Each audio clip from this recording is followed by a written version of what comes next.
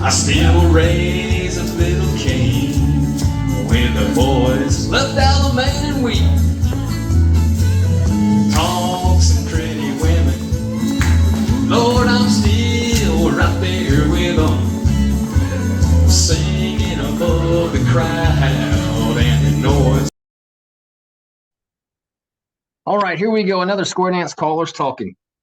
Tonight, I have a lady. She's I've never spoke to her before in person, so this is a pleasure for me. I have Misha Case from Oregon. How are you, ma'am? I'm doing good, actually. I'm very excited to be here. So, I am glad yeah. to hear that. As we spoke a few minutes before we got started here, um, we did run across each other at Call Lab. We figured out that was it. We didn't speak there. But what I do is whenever I talk to somebody, I know a bunch of folks in Caller Lab, and I'll grab some emails and things like that. And so I sent you an email, and that got us to where we are. So let's talk about you tonight and your square dance calling. Where are you currently? I am currently, so I live in a town called Riddle. Okay. Yes, it's like Riddle be this. The nearest town that square dances is Roseburg, which is about a half hour north of me. And the local Mainstream Plus Club actually owns the hall. So they rent it out to the other Plus Club, which I call for. It's the Timber Eights. And there's the Round Dance Club, Dancing Friends, and there's a Line Dance Club. And then they also rent it out for communities. So it's a really nice hall. It's actually a barn that's about 100 years old, 100-year-old wood flooring. So old skate rink. It is amazing. Acoustics, the whole 9 yards. If you ever get the chance to come out to Southern Oregon, Roseburg, Buckaroo Barn, it's amazing. One caveat is we don't dance in summers because it's not insulated. Okay. So it gets hot. You know, I didn't realize that. I think the first group that I ever followed on Instagram was Roseburg, because they put quite a few things up. And I just, when you said that, it rung a bell, just the name of it. So yeah, so I know the place you're talking about. So, so that's outstanding. So now, do you call for them or just go there? So I just support the Buckaroos, either with my presence or, by plugging them here. But I do call for the Timber Eights. I'm I guess you would technically call me their official club caller. Okay. They're not as how do I put this? They're not as black and white box squared official as some other clubs are. Okay. So this year I have been calling for them. I'm learning how to call plus. So it has been a journey for all of us. Yeah. So that's where I am now. I actually learned how to dance in Linwood, Washington. I'm actually from the Seattle area, so my parents still dance up there. They're A and C2 dancers. Yeah. Okay. So what level do you dance at? I dance up to A. So okay. Yep. And I don't get to dance A very often because the nearest A club is in Medford, Oregon, which is an hour south of me. Okay. Or an hour north of me in Springfield. So I got two. Okay. Yeah. And that's a one where we are in Georgia. There's one really strong, like I was saying, one really strong A and C club called Hot Atlanta down in the city of Atlanta. But that's it. There's a couple other places that every now and then will do a tip, but there's no dedicated A's. So it's tough to dance it even if you learn it. So yeah, so I think the year of 2023, I got the most A floor time I've had since I learned it. Very nice. And I had 4 chances. Okay. So, yeah. Well, when did you start dancing? I started dancing, well, let's see here. I graduated June of 99. Okay. So, and I was a not quite teen dancer. I was a youth dancer at that point. Okay. So, I was actually one of the younger dancers learning how to dance square dance. So the club that I was with was a youth club. They're no longer around, the Clubhouse Kickers. So they were up in Linwood, Washington, and I learned how to square dance. My older sister learned from the Jet Steppers and then transferred to Clubhouse Kickers, and my younger sister learned. So we were a whole family of square dancers, and we completed our obligations with Clubhouse Kickers before leaving clubs altogether and just went freelance. And I've been dancing since, off and on. Gotcha. And like I ask everybody, at what point in your dancing did you decide that you wanted to be on the other side of the microphone and start calling? 5 years in. 5 years in? I Okay. didn't start it though until I was 18 years in. Okay. And how did that start? We didn't have a caller for the Veterans Day parade. No music, no caller, just group of dancers. Wow. Mm-hmm. And so you just took it Yep. up from there. Yep, I'm actually the only caller who lives in my area Wow. that is Okay. actively calling right now. Okay. There is one that is he is older and he has stepped back due to health reasons and trying to retire, but you know, callers who've been doing it for a lifetime. Sure. When they retire, it's not truly putting down the mic forever. Yeah, no, it's a few weeks usually. Yeah. Yeah. It's So tough to put it down. I can see it. yes. It was during COVID. It was tough. I mean, it was probably a year, 14 months probably that I didn't call at all, other than in my living room to myself. And that's not good practice. That's nothing. So it's tough. Nope. Daryl Clendenin actually started Tuesday night Oregon callers Zoom meetings where Okay. he would get newer callers from Oregon or other parts of the country to hop on for like a 2-hour Zoom call, and he would teach us and we would learn not only from him but also from Jim Hattrick when he was still here. Okay. So they co-hosted that Zoom call. It's still going on. Unfortunately, I have a night job, so I can't Okay. hop in on Tuesdays anymore. But when I could, I thoroughly enjoyed it. It was very interesting learning alongside other square dance callers virtually. Sure. And it was actually quite nice because that's the first time I've had one-on-one or semi one-on-one instruction that wasn't in a caller school. So we were able to take the time to actually digest the information being tossed at us instead of just receiving it, putting it in our back pocket and pulling it out at home to digest in small bits. Sure. Now, speaking of caller schools, what are some of the caller schools you've gone to? I've been to the Cascade Caller School up in Clay Elum, Washington. It's the Circle 8 Ranch twice, once in 2018, once in 21.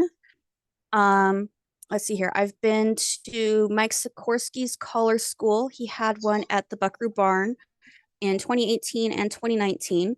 And then he moved on. So I went to the 2018 one.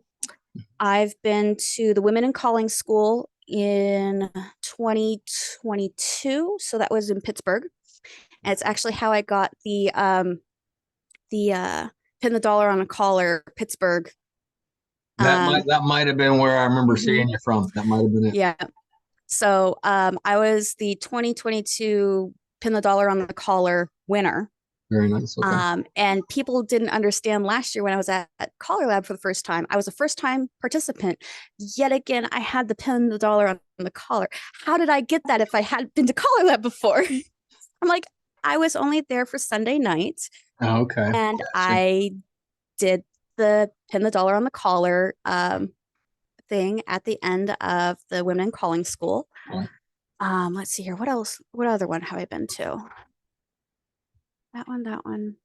I've been to several clinics. So my first clinic was a new callers clinic held by Roger Putzler at the Buckaroo Barn, December 16th and 17th, 2017. That's actually the first time I ever picked up a mic. And let me tell you, skid marks were made.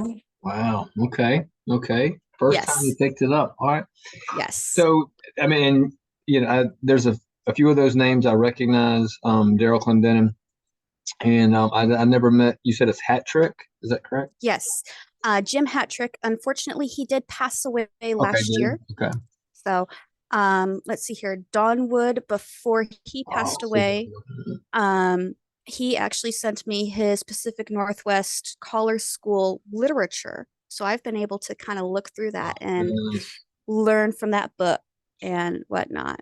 He's actually he was a very, very dear friend of mine. And he actually watched me grow up on the dance floor. Very nice. So yeah. Because I asked people who some of their influences are, and I mean, you've got a lot of top level people, and some of the names I recognize, so that's outstanding.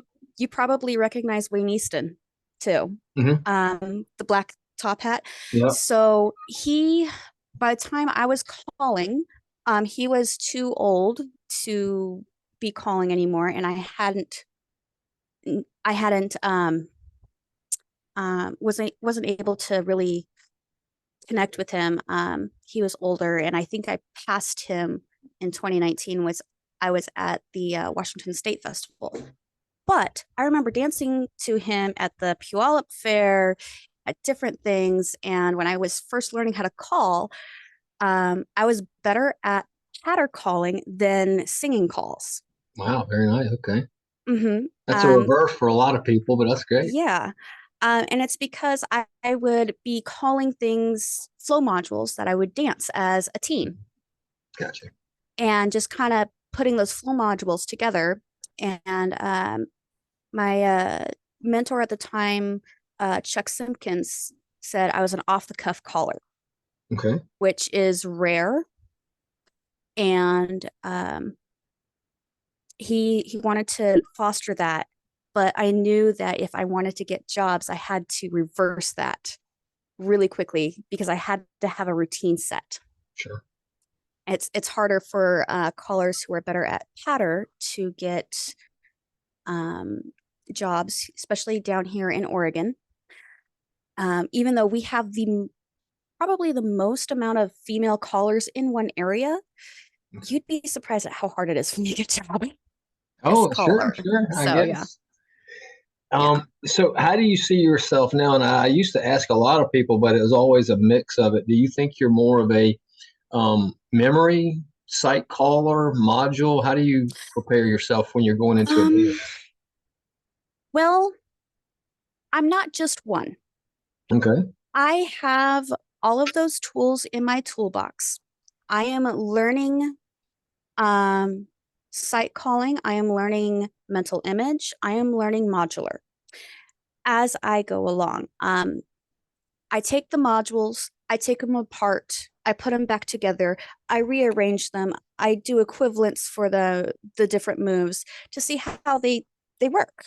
That is how I do it. And when I'm actually up on stage calling, I have this thing called a boogie board. Okay. Where I write down who my corners are. When I first started calling, I was watching number 1 girl, number 2 boy, number 3 girl, number 4 boy. Reason being is because where I was standing on the stage, I wasn't looking at them like this. I was looking at them on the corner. Okay. So those were the 4 dancers where I can very quickly ID. And I got them home close to 90% of the time. Very nice. I resolved them. But like your question was, what do I use? I use a little bit of everything. Mental image, mainly because I can't watch my dancers while I'm calling. I got you. I get too lost in what they're doing. I love watching my dancers dance. So I have to actually close my eyes or look away and actually think of what I'm doing or read off what the get outs that I want to do next is, so that I don't lose my timing where I'm at, the whole 9 yards. I'm not a reader. I do have some memorized. But I also am so very new, and my time on the mic is equivalent to like 3 years, Okay. maybe, Gotcha. even though I've been on the mic for 6. So Okay. yeah. Gotcha. Okay. And that's great. I mean, and I started out when I was doing this podcast asking people that, thinking that, I'd get somebody, but everybody's a little bit of all of it at this point. Once you get a few years, there's some memory. And of course there is some sight, especially if I forget something and I'm like, uh-oh, and I got to figure out how to match somebody up. Now there's some of the old guys, their memory is that's all they're going on, because some of the guys I used to dance to on a regular basis, they didn't have to speak. I could dance what they were going to call because I knew it was coming. But yeah, for you to be able to go in and do patter and be as successful as that starting out is fantastic. That's a big step above a lot of people. I think it's because as a youth and a teen, I wasn't dancing just square dance. Yes. I'm also trained in other styles of dance, and I was really good at it. So, and what kind of dancing is that? Ballet, tap, jazz, lyrical, hip hop.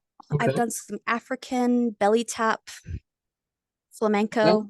Very nice. Okay. Modern or contemporary. So I used to compete in ballet, tap, jazz, lyrical, modern, and hip hop. So yeah. Now with all that dance, what not square dancing, what music genre do you think you more into? Oh gosh. Well, let's see. At home, growing up, it was gospel, country, and blues, bluegrass, that sort of thing. At dance, it was pop, R&B, rock, classic rock, hard rock, the whole genre, jazz, blues, indie, the whole nine. Who are some of your favorite artists right now? I like Bruno Mars, Miranda Lambert. Let's see here. Oh, there's one. So I also like Megan Trainor. I got some money in my pocket. Da, da, da, da, da, da. That one. That one. Okay. King. Last name King with Miranda Lambert. So Elle King. yeah, Elle King. Elle King. Okay. Yeah. And Carrie Underwood. I like some Bee Gees. Okay. The Animals. So I like some Mikey too. So okay. With that, with your years of calling you've been doing now, what's some of your favorite singing calls? Let's see here. I like Boogie Shoes. It's a lot of fun to do. Yeah. Let's see here. Another one that I really like doing. Mama's Broken Heart.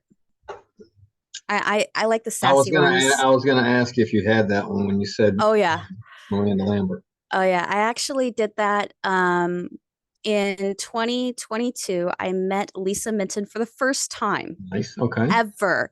And I didn't realize that she was an actual recording artist who's alive today, because most of my records are records from people who are very, very, very much not around. I didn't realize that she was in that area, and I got to meet her. And me being me, I totally went, oh my gosh, you're Lisa Minton. I totally fangirled, and come to find out later on that weekend, yeah, I made her blush. Wow, in front of her dancers. I think I might have done that the first time I met her.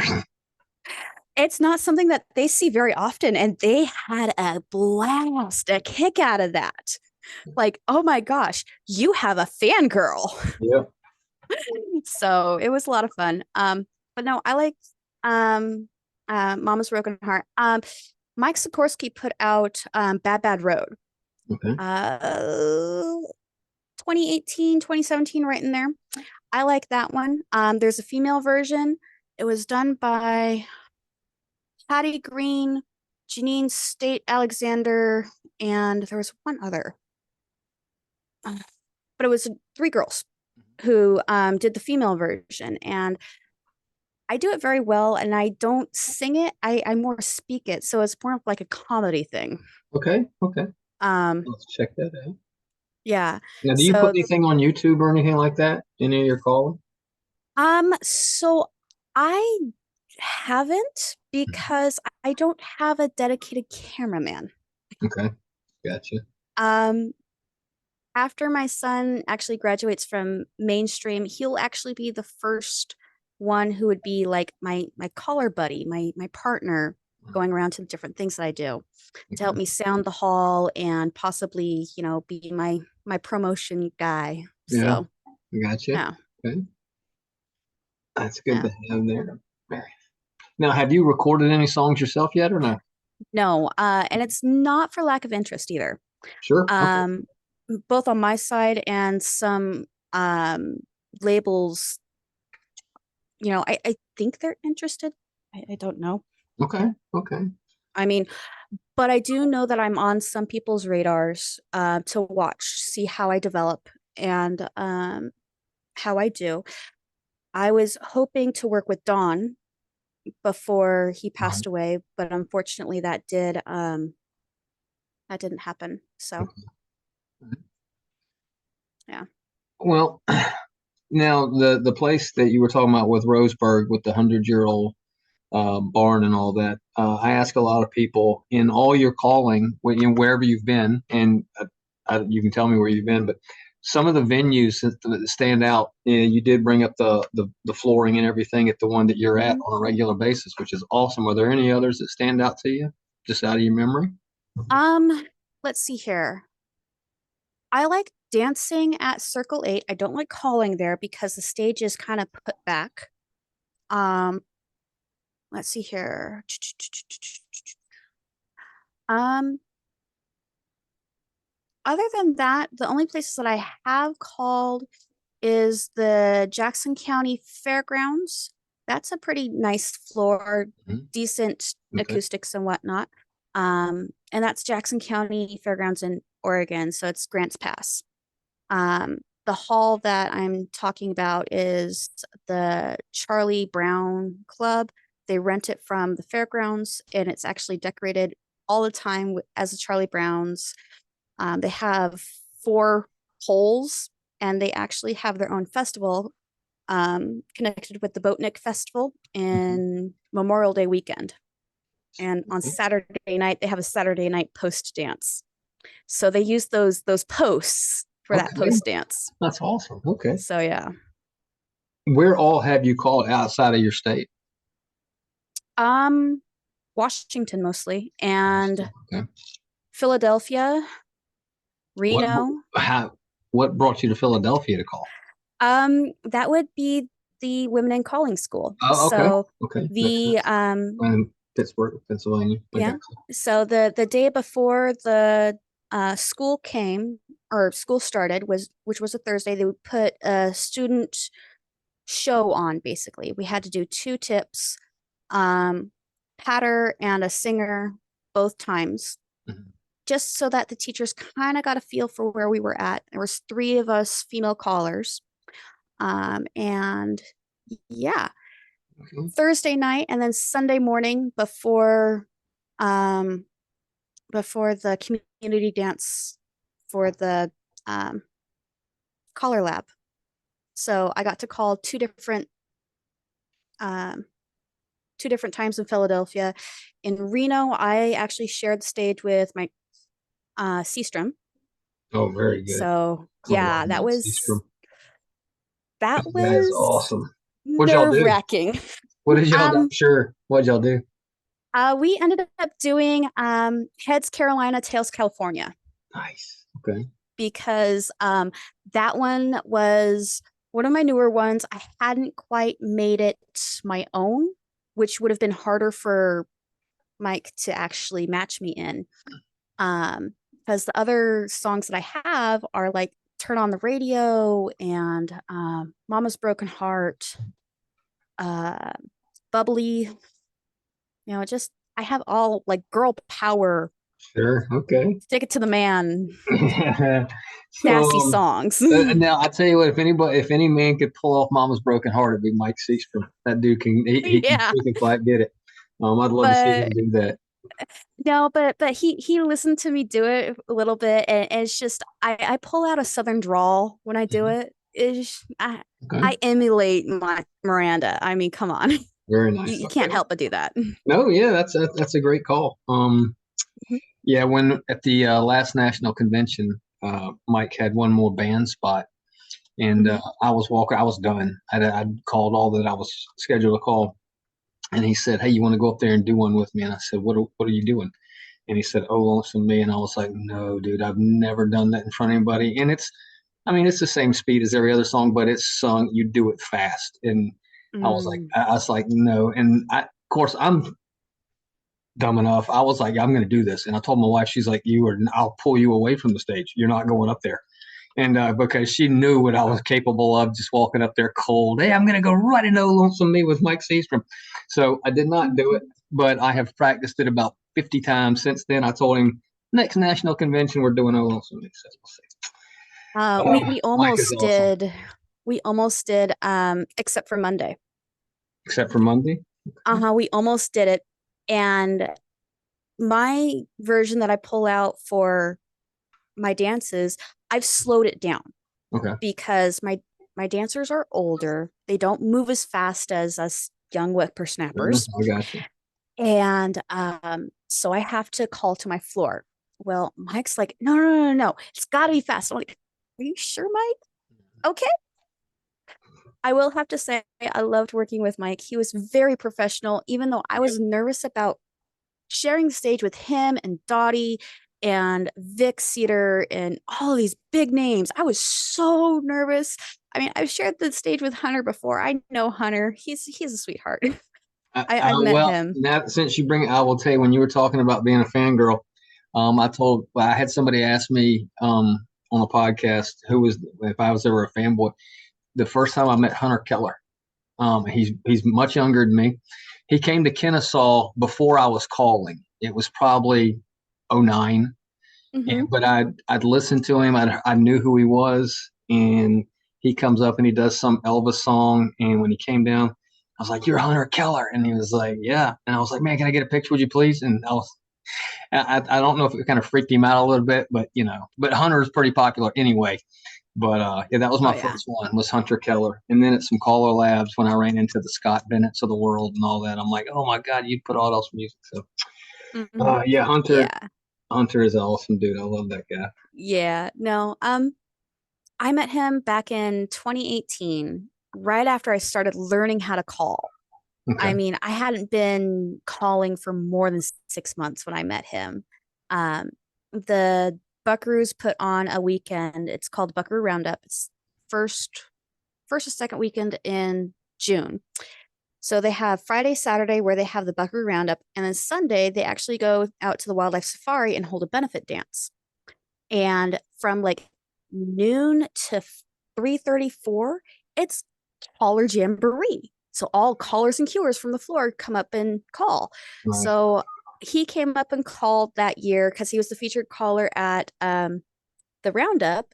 And so he came out to the wildlife safari dance and he um, did the calling at the jamboree and everything. So I got to share the stage with him then. And ever since then, it's just, I kind of kept tabs with him. I kind of view him kind of like a big brother.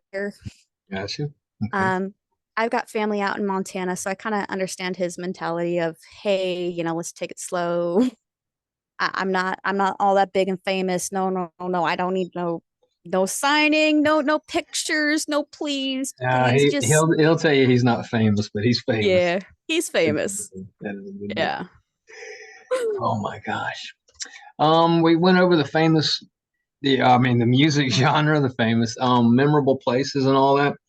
Um, what do you, so you call for one club now, or what do you have going just on a regular basis? Let's see here. On a regular basis, I help out with the Buckaroo Square Dance Club's lessons on Sundays. Okay.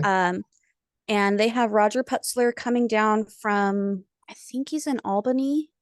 He comes down every Sunday, does the mainstream lessons from 1:30 to 3:30, and then from 3:30 to 4:30, he does plus lessons. Or I think now it's just workshops because they completed the plus list before December ended. So he comes in, brushes up on their plus lessons. I'm angeling my son through mainstream lessons, so I help out on that every week. About once a month, I call for the Timber Eights Plus Club. I think they're plus, and I think they dropped the A1 because I haven't danced A in a very long time. But their banner still says plus and A1. Do So you I think call you'd for ever want to them. call that? You, Honestly, if I were to call A, I would want to be at C2 dancing. okay. And most people I've talked to, you always want to dance about one level above where you call. That's what I've been told. I actually prefer dancing 2 levels above. Okay. And here's why. I wasn't decent at basic until I learned advance. Okay. So calling basic, I wasn't decent at resolving everybody and connecting dots on the fly and quickly until I learned advance. I don't know what it is. It was just like an achievement unlocked in my brain. Okay. Yeah. Yeah. No, it makes sense. And as we were speaking earlier, I've been calling for a few years now, and I finally got my own regular club last year. So I've called for just over a year, regular twice a week, twice a month for them, and then all the dances that I book.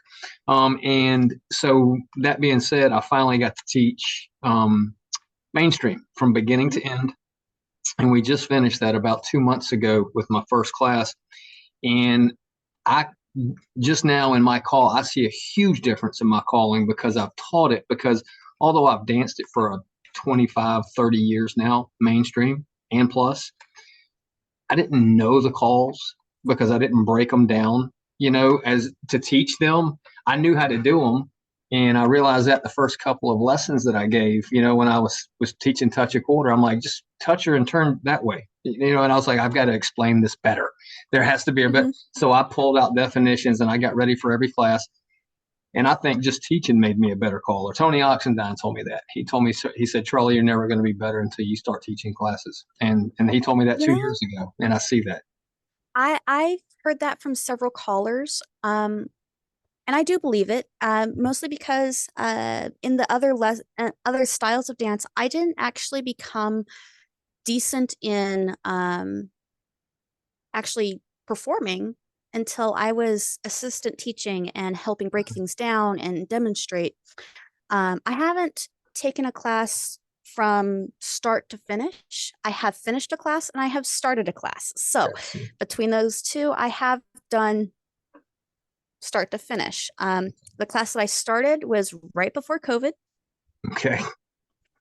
Then you lose So, and then I lost everybody. And then in 21, I actually caught COVID. So I was down for the count for about 6 months, trying to get my lung capacity back and being able to just breathe normally. Yeah. And then last year, my current mentor, his name is Phil Ramey. He's down in Medford. He's mentoring myself, another female caller, and I think 2 to 3 other callers in his area. But he was teaching classes up at the Buckaroo Barn, and for whatever reason, he had to take a step away. He said, Misha's here. Have her take over my classes. So I took over his classes, started of December 21, and I actually finished them I graduated I think a full square of square dancers, um, March of 22. So yeah, Very nice. I'm Okay. very, very proud of that. So right before Collar Lab and everything, and I was coming off that high, and yeah. So what are some, and of course now you've got a night job, as Hmm. most, 95% of callers have a regular job and then they call. Hmm. And of course, at some point, 100 years from now, you'll get to retire from whatever you're doing, and you can just be a caller. And I'm much closer to it than you are, because I don't have much longer before I can retire. That being said, what are you looking to do? I mean, what would you ultimately like to do? Just have your own club, travel? I mean, I know you have a family, and Um, they all have to get grown. I understand, but what are mhm. your plans?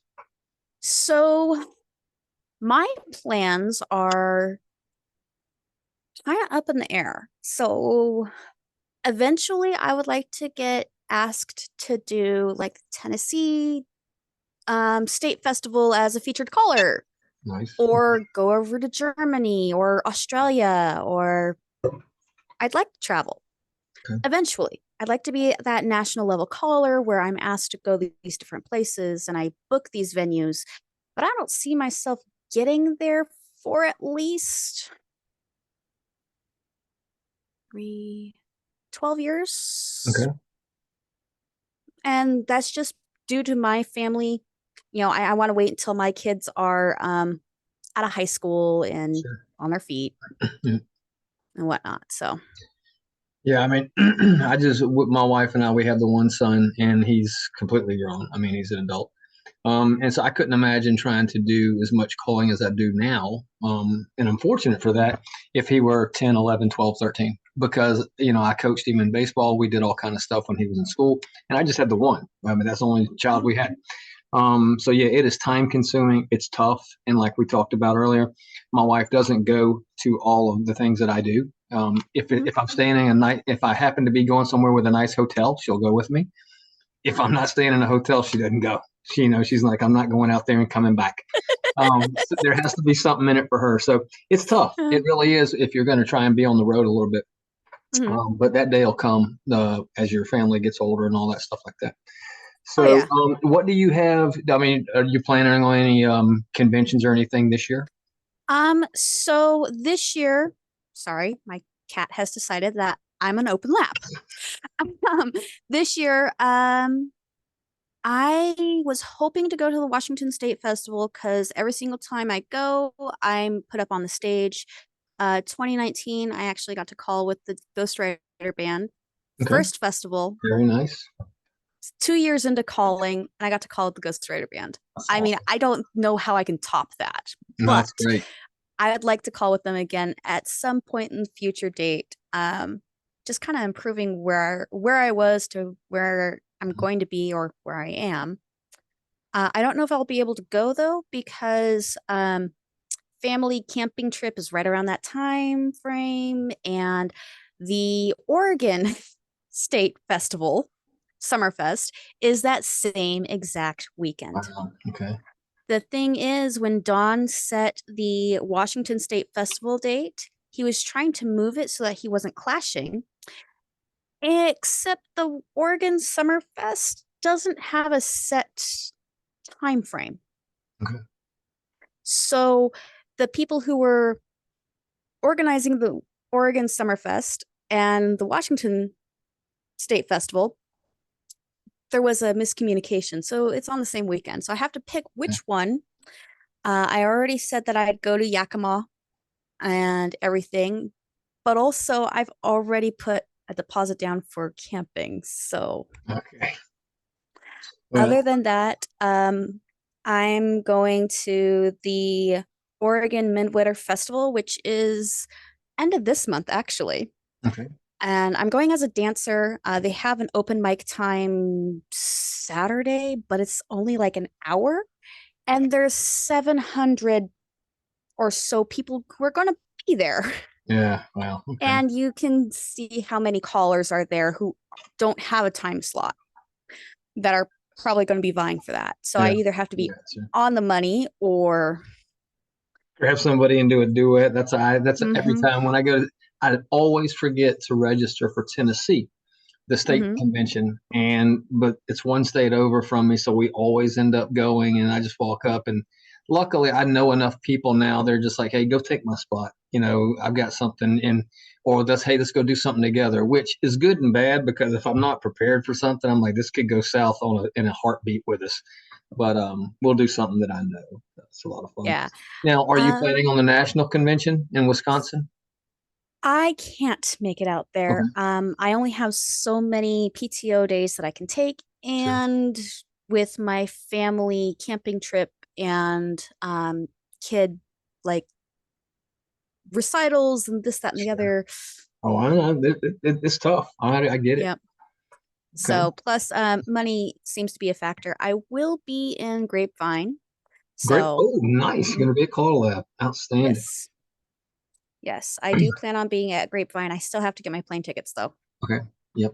I I don't know. I think we are flying out there. We're going to drive to Wisconsin, which I'm not looking forward to from Georgia. But we're Yeah, going to fly to Grapevine.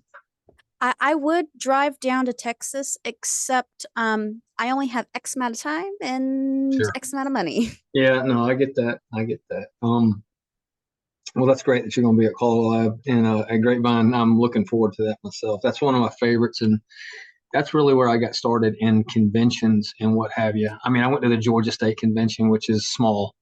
But the first Color Lab I went to, I think, was Reno, not Hmm. Reno, New Mexico, and I was just like, wow. The what got me was the dancing at night when they put people up there, and everybody there's really good dancing level because everybody's either a caller or a partner, so they pretty Hmm. much know what they're doing. So you don't see many people breaking down. So it's a lot of fun. So great to see that you're going to be there. Look forward to seeing you Yeah. there. So you got Grapevine coming up. What social media do you have? Do you have a website? Do you have Facebook? What do Um, you do?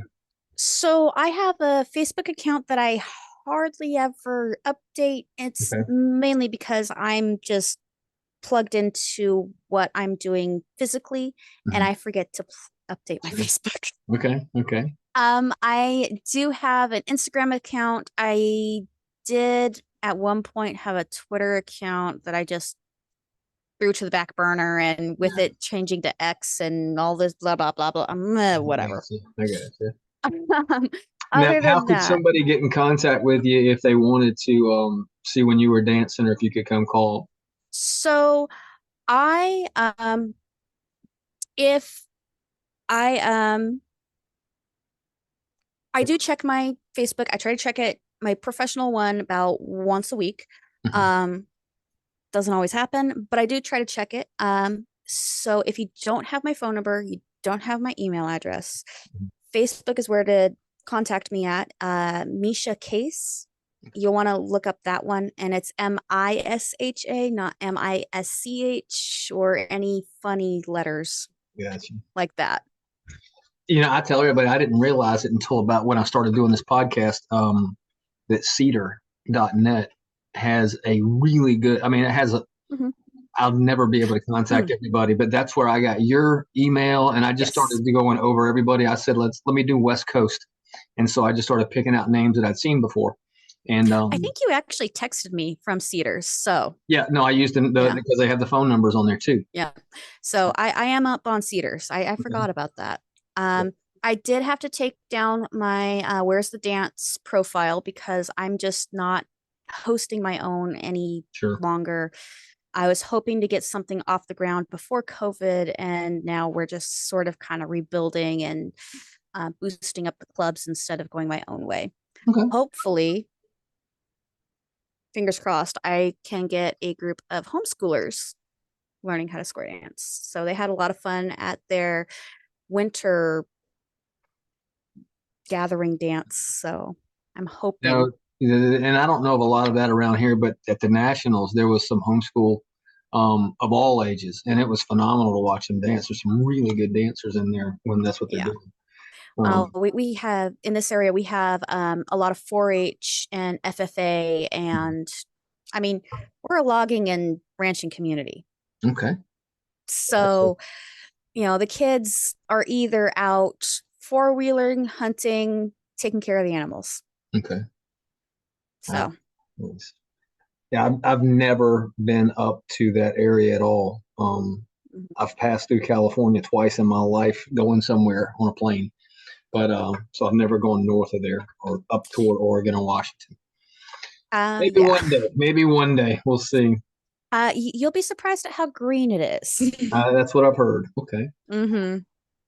All right. And you can almost see how deep the green is turning the further north you get.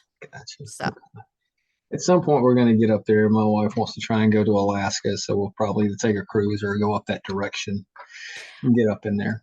So I've heard that cruise is really, really nice, especially the yeah, whale watching one. yeah, we're going to do something like that at some point. Who knows? Because I can retire soon, so we'll get to travel a little more. We travel a lot now compared to most, and so that's what I was saying. A lot of these podcasts I do is so people that you wouldn't normally get to see, because unfortunately you're not going to get to travel over this direction very much for several years.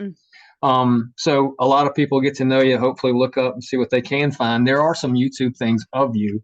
I was just kind of looking before we started talking tonight that I There think is? from like conventions or something. Well, it has you, and Okay. I saw YouTube videos. I didn't look at them yet. Okay. But it's Oh, probably I something haven't. that somebody recorded at a convention or something like that. Yeah. So that's I something for gotta you look to do that tonight up. if you get a few minutes. All right. Yeah. Well, Misha, it was a pleasure talking to you. And so basically your phone number or your email is the best way to get in contact with you. Hmm. And Yeah. we're really looking forward to actually getting to talk to you when we get to Grapevine and Yeah. kind of go from there. So I would love to do this down the road. Obviously, you've got a lot of years of calling ahead of you.